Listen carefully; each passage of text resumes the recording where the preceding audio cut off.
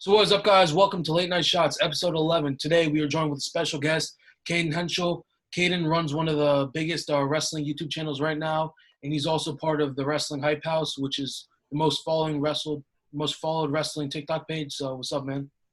Yeah, what's going on, guys? Happy to be here. I mean, Derek, you can talk for a little bit. Yes. Go ahead. No, you take it away. It's your time to talk. We're just gonna get started with let's talk about how you got into wrestling and what kind of pushed you forward in the sport of wrestling.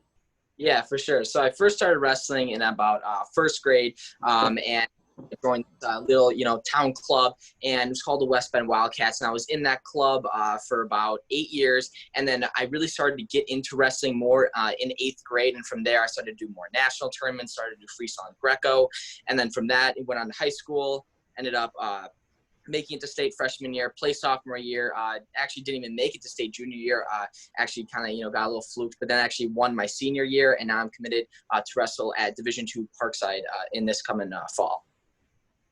That's cool.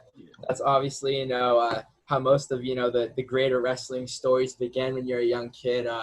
Actually, sure. all three of us are either verbally or fully committed to Division II wrestling colleges. So I think that's pretty cool for all of us here. I had the same kind of thing when I was a little kid, started wrestling, and it just kind of progressed from there. So now I just wanted to have a couple questions now that we're in the off season. You and your junior going into your senior year off season before the season started, what really pushed you forward into, training and mental wise to get yourself into the state finals? Yeah, I mean, so I legit coming into the high school, complete certainty that I was win at least one state title, and I did only win one.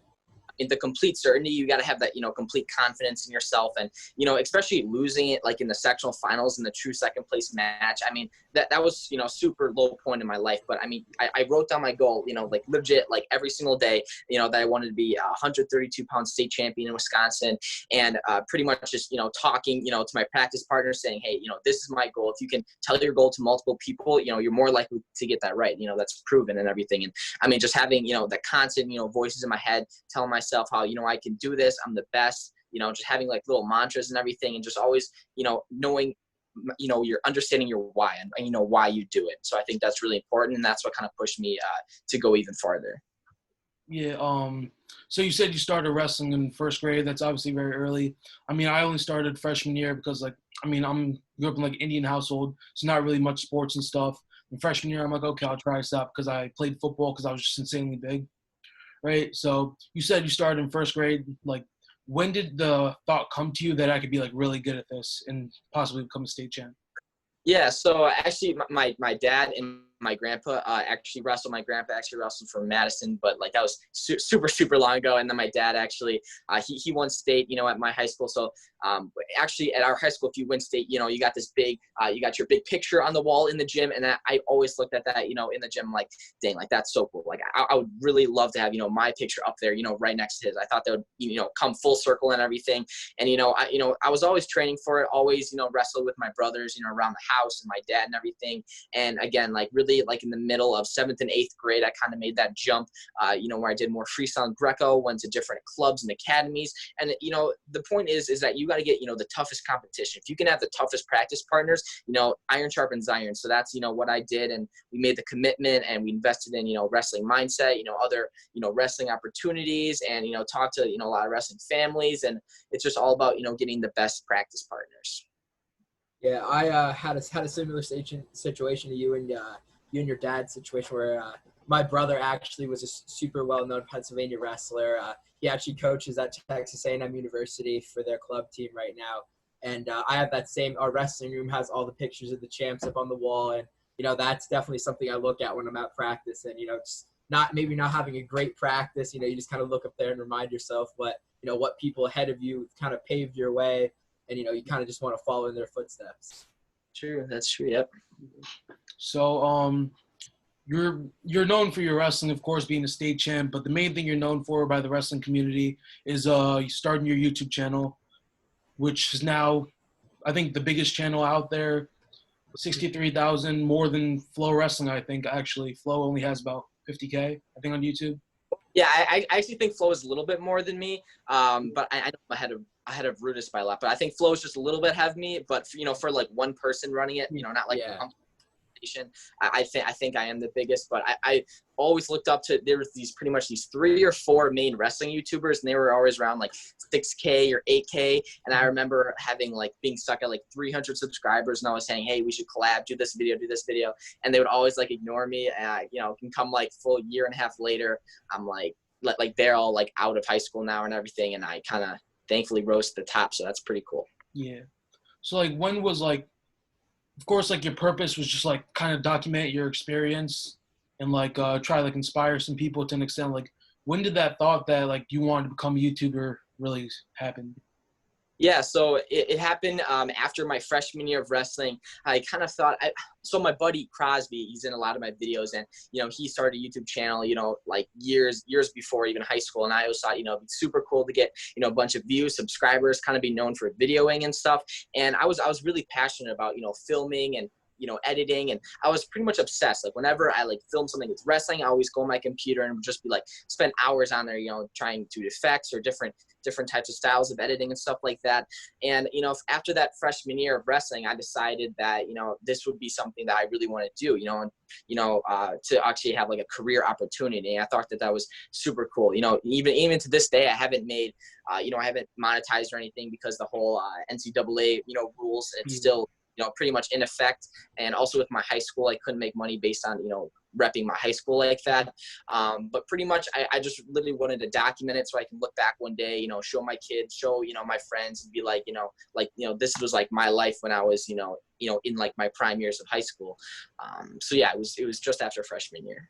Yeah. So, running a YouTube channel, like you have like a brand attached to like your name essentially at this point. Like it's the same thing with me. Like I started this Heavyweight Nation page like after my junior year. I wasn't coming off a great season, but like since I started freshman year, I've always been like addicted to wrestling, just like watching all the guys, like even not even like the best guys, just seeing like everything like about the weight class because I'm a heavyweight. There was nothing really in it for me watching everybody else. I just watched as much as I could about that. And like I just felt more pressure to succeed because I didn't think this page was like gonna go anywhere at first. And then I started racking up like thousands of followers. And then people started figuring out who I am. So like I had to like, it pushed me to do better like in the actual sport. Like, did you feel that at all?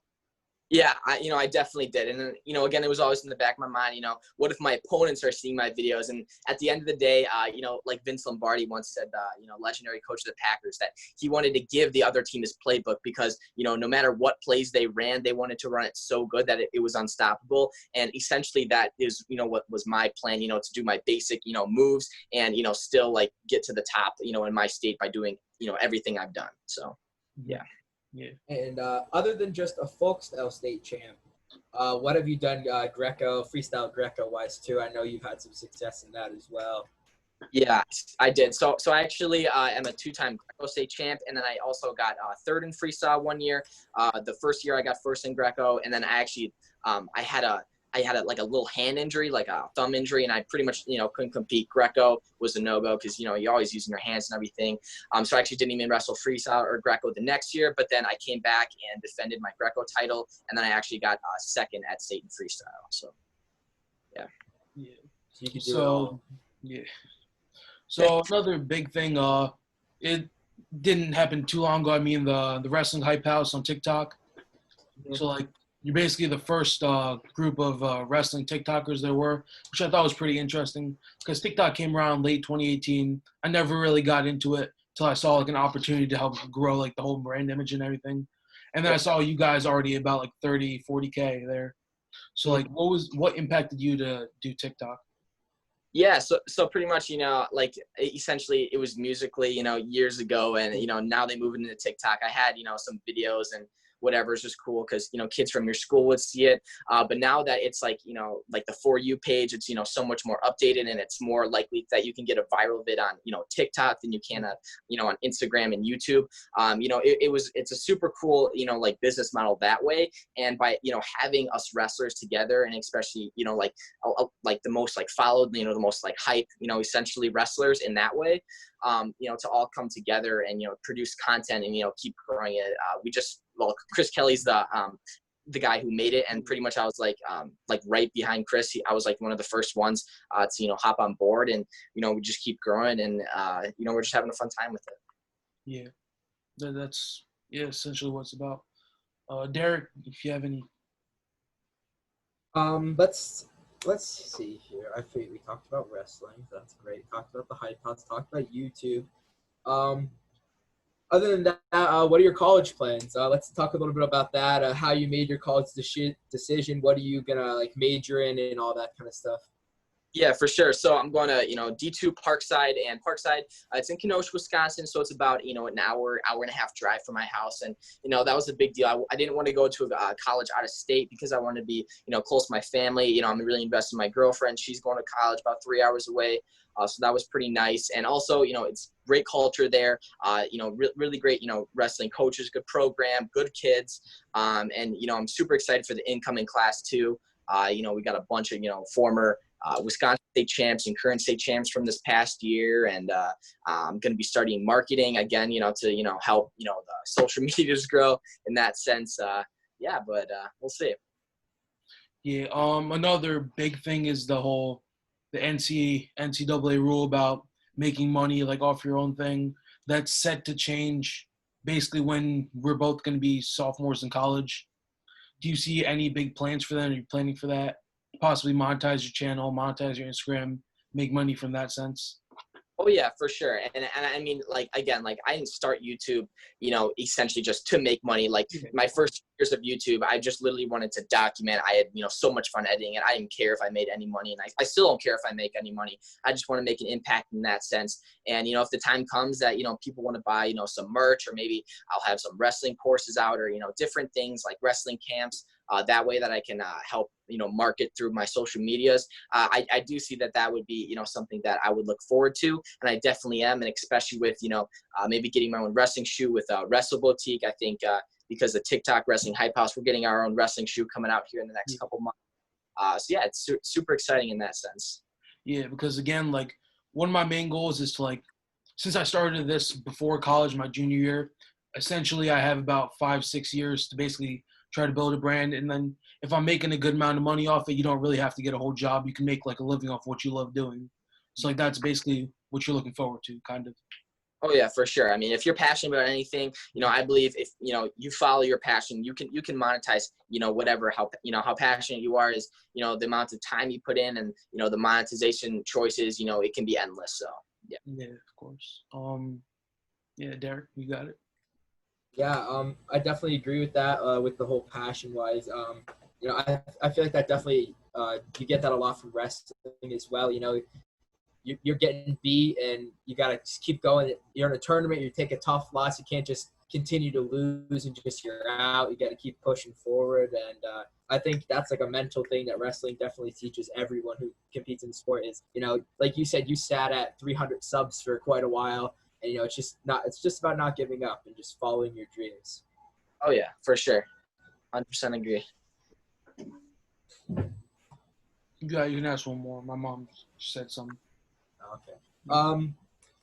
So talking about let's just talk a little bit more about your recruiting process. So was Parkside really was that like your college go-to? Was that like something you knew early on, or was that something you kind of found as you like grew up in the wrestling? Yeah.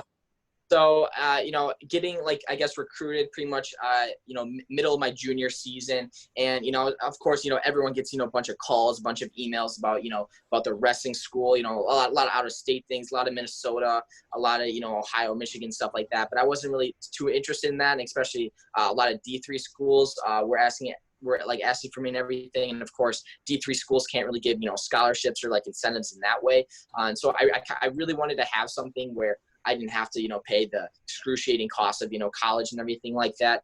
And, actually Parkside really didn't come to me because I wasn't on their radar because I didn't make it to state my junior year, but they recruited the guy who won state that beat me, but whatever, that match was iffy. And so I I came to Parkside. Yeah, I came to Parkside, talked to the coach. My dad went there, and, it was a great school. He went there for 2 years, then transferred. But I also had, some friends that actually went there. They said they liked it. And, I was pretty much, really excited for that. Good recruiting class, good coaches, and I was just super excited. So. Yeah, I talked about that when we did the episode just about me telling my wrestling story of a lot about the college recruiting process and how sometimes you got to reach out to schools. You can't, it doesn't matter how good you are at the sport of wrestling. If you have a school in mind that you would really like to go to, you got to reach out. It's either they're going to answer you and, they're going to give you their honest answer, or they're just not going to respond. And, it may suck to get that, and they say, hey, we're not interested, or they do end up inviting you down and showing you around campus and everything. And it's not about waiting. I think if you definitely have your mindset on a school and somewhere you see that you would like to try to get into, I definitely think that's something you definitely should do is reach out yourself, because a lot of athletes, they get stuck in that waiting game, playing that waiting game. Oh, they'll come to me if they want me. But I definitely think reaching out and just even if you're an underclassman, you're not a senior, you're not looking to go to college, right then and there, just get your name out there even.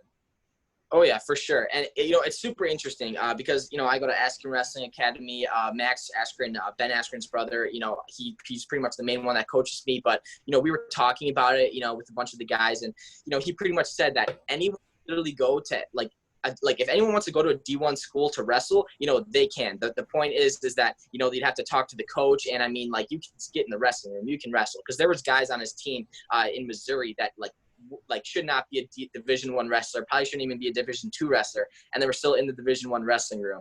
And it's all about, if you want to go D1, like you might have 2 years, without a spot on the team if you're not good enough. But you can go to a D1 school if you want. Yeah, I had that, that issue a lot. I ended up breaking my leg my sophomore season. My freshman season. I wrestled my sophomore season. Got like a 9-5 record. Only wrestled 14 matches. I lost my match in the district medal round to go to qualify for regionals, and I ended up not being able to wrestle my junior season. I broke my ankle in 2 spots playing basketball in gym class. Now I know big men don't jump, so. Yeah. So it was definitely a tough. It was definitely almost embarrassing for me to try to contact these schools and be like, "Hey, I'm a junior in high school with a 9-5 record. Here's my information if you want to call me back or anything." It was definitely tough, but a lot of people see past that and see past the injuries. And I definitely agree with what you said. If you have the right mindset, I've definitely talked to a lot of coaches and say they talk about interviewing for your future job for colleges. It's definitely something, you cannot be prepared. You cannot be, the guy for their position. But if you go in there with a great personality and great answers to their questions and, strongly worded responses, I think you could definitely end up in a position that you would like to be in. Yeah. So let's talk a little bit about, the merchandise you're wearing, the Waldo's Warriors shirts. Let's see, how did you get that brand title? I know that'll probably be an interesting story for you to tell. Sure. So, my grandpa, my dad's dad, one that wrestled, and, he pretty much, he was super invested in me, on my run to being a state championship. He's all about the pursuit of everything. And, he's always there helping me. And he actually got me a wrestling dummy. And, we didn't really know what to call this wrestling dummy. We were thinking about it. And, someone just came up with the name like Waldo because like where's Waldo? Always talking about the dummy. And so we got it that way, and then always just throwing Waldo around and with some wrestling friends at school, and we're thinking about like, what if we're called like the Waldo's Warriors, and Waldo's like our like wrestling coach, and we'll have him in our corners and everything. And we were like, what, that's a great idea. So we turned into Waldo's Warriors, and especially in my junior to senior year of freestyling Greco, we brought Waldo to every single freestyling Greco tournament, had him in our corner, and he was a big celebrity there. We'd always get some attention walking into the wrestling room with a big dummy and everything. So we had a lot of fun times that way, and it's awesome. It's super fun. Yeah. I definitely think that's something else we should touch on is how your friends have impacted your wrestling and your whole YouTube, because I think definitely your friends play a big part in your videos, and especially you're up and coming from a freshman to a senior.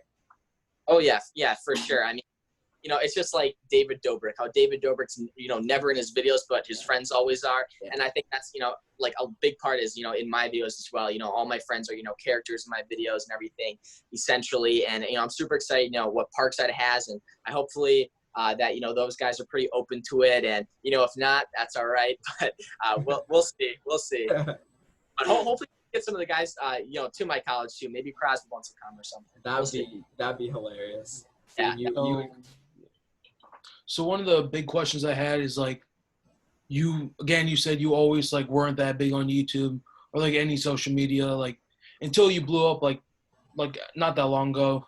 So like when you go out in public and like you're at wrestling tournament stuff, like how often do you get noticed by people, or do they ever?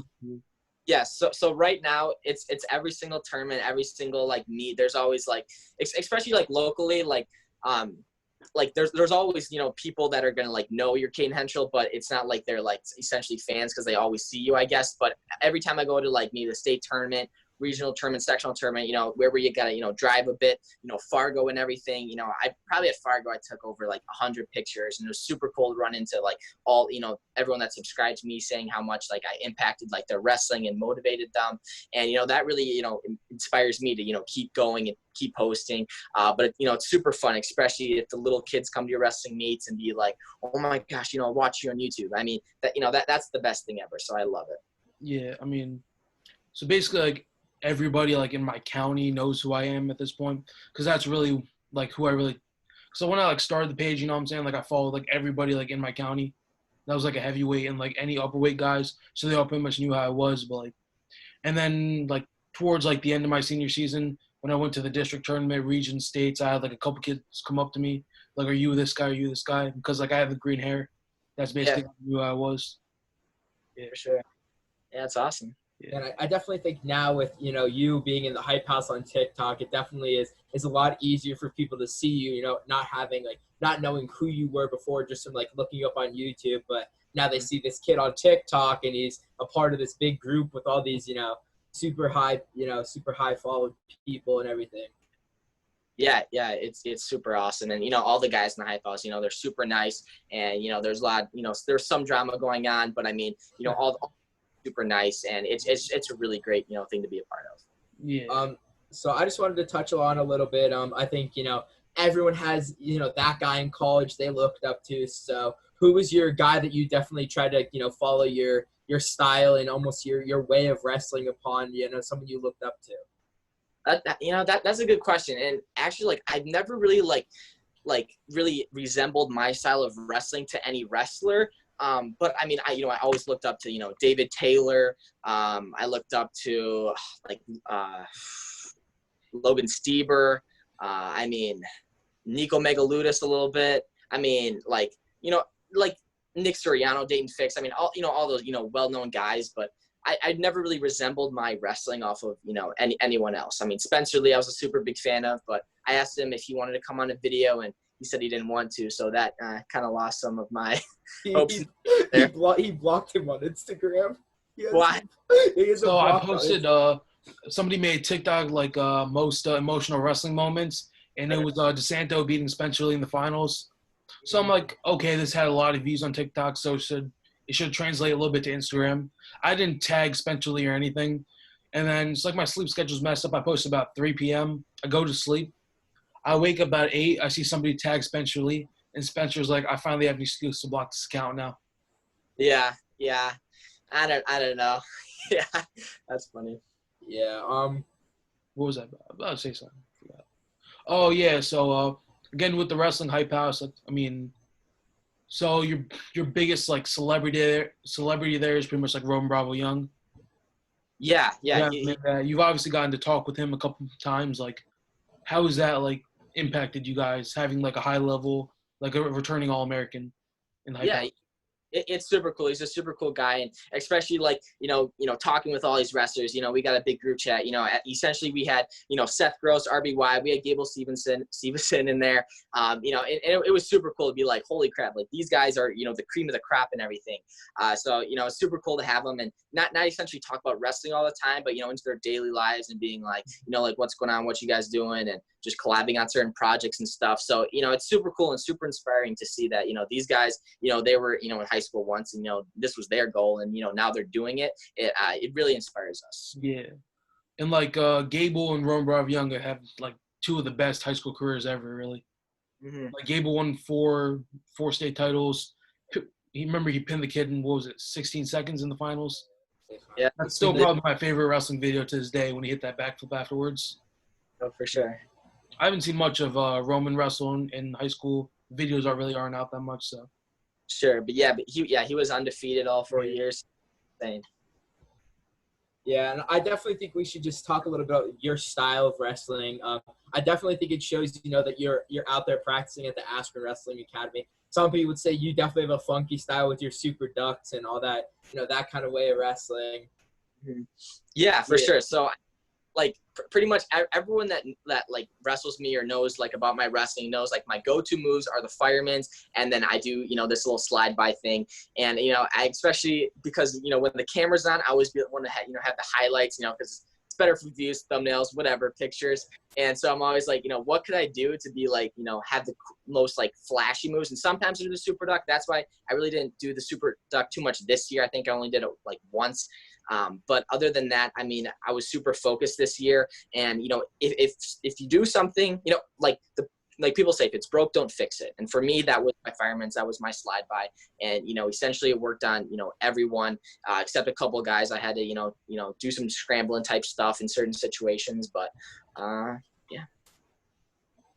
Yeah. So, let's just talk a little bit about, the Aspen Academy. I definitely think you touched on that a lot, but is it worth, going somewhere like that, investing some money into a place like that to train and, really get that top level training? Because I know over the summer, my coach is super big on going to like Wyoming Seminary where Bo Bartlett went, and we trained there a little bit, and we go definitely take a trip down to Penn State for their training camps and everything. And it, just talk a little bit about that, how, putting some money forward, does it, truly help your way of wrestling?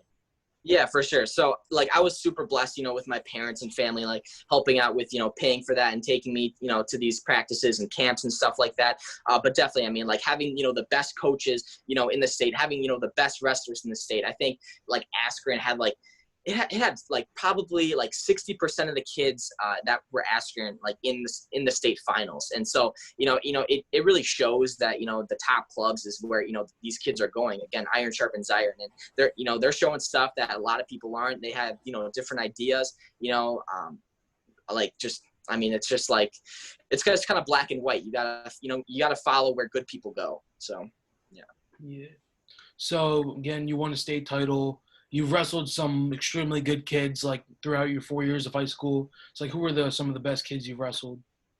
Oh, geez. Well, like, I guess in state, I mean, Jalen Spuler, I've wrestled him, multiple times. I mean, like Cody Miner, he's going to he's going to St. Cloud. So I think that, yeah, that's a D2 powerhouse. I mean, like, other than that, I don't even know. No really national ranked kids. Okay. Because, like, I'm in Jersey, like, pretty much every state final is, like, a nationally ranked matchup. Oh, for sure. Yeah. It's, like, complete bloodbaths. Yeah, I'm from Pennsylvania, so it's pretty much the same here, Most of the powerhouses are up in this area. It's insane. Like, I remember at 126. Because my freshman year, I wrestled Keegan O'Toole. He's the, the number one recruit at 160. I wrestled him at the gunslinger tournament, the first tournament of the year, and I think it was like 14-1. But yeah, he's insane. Hey, you did get tagged. That's all that matters. No, I know.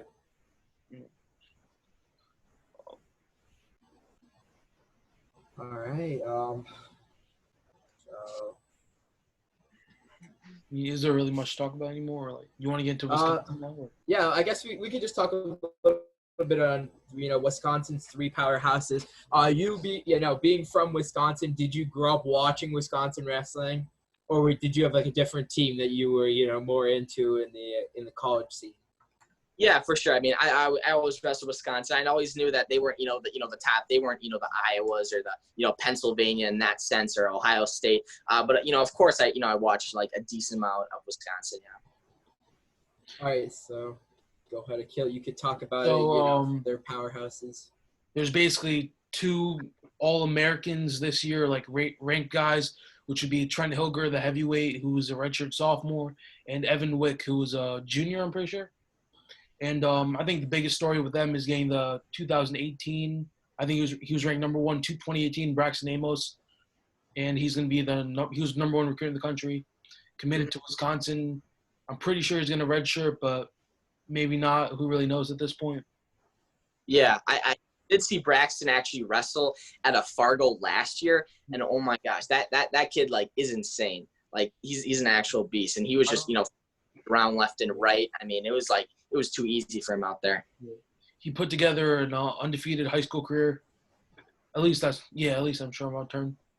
And I'm pretty sure his senior year he didn't have an offensive point scored on him. That's crazy. Which is pretty much unheard of at a weight class like 220 to be that dominant and that athletic. Oh, for sure. That'd be super cool to, see him, perhaps, maybe wrestle Gable, these also like, well-known upper weights in that. Because I was told he was going 197. Like, he wasn't an overly jacked guy. I think he probably stayed a little bit fluffy at 220, so he knew he was going to make the cut to 197 because of Hilger. That's a great, like, an anchor duo, honestly. It's like anchor for dual meets. Yeah. And I think having him wrestling Trent Hilger in the room is going to be huge to help him possibly get the All-American his freshman year.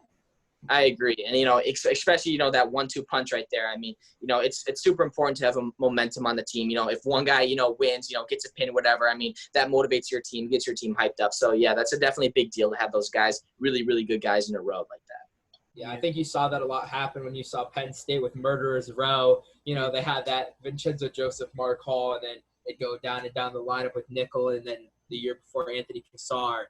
And, it definitely helps, get the chain going, the pin chain. Yeah.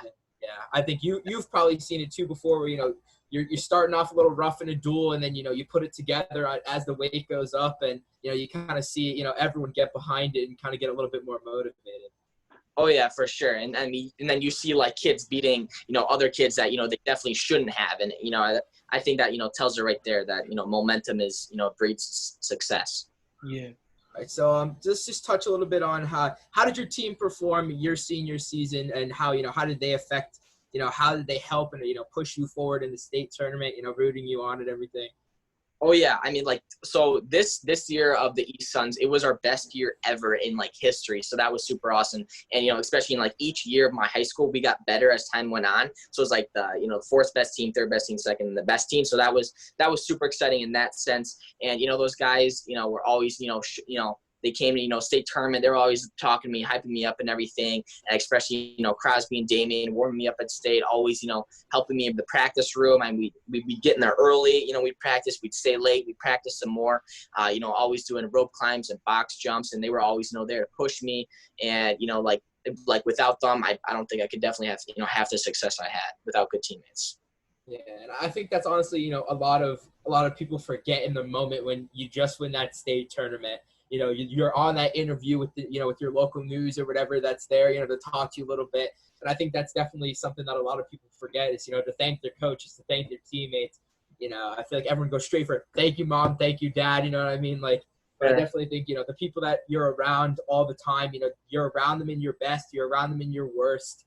Those are some guys, they see you have a rough practice and they see you have, the best practice where, you're there and you're showing off and you're hitting moves that you usually don't hit. And, definitely it's good to have a good team, behind you to push you forward and, good support system. So that's that's definitely, you even said it, having your friends around and having, them with you at states and everything definitely pushed you forward. Yeah, I agree. Yeah. So, I think that's about it. Thank you for your time. We definitely appreciate it.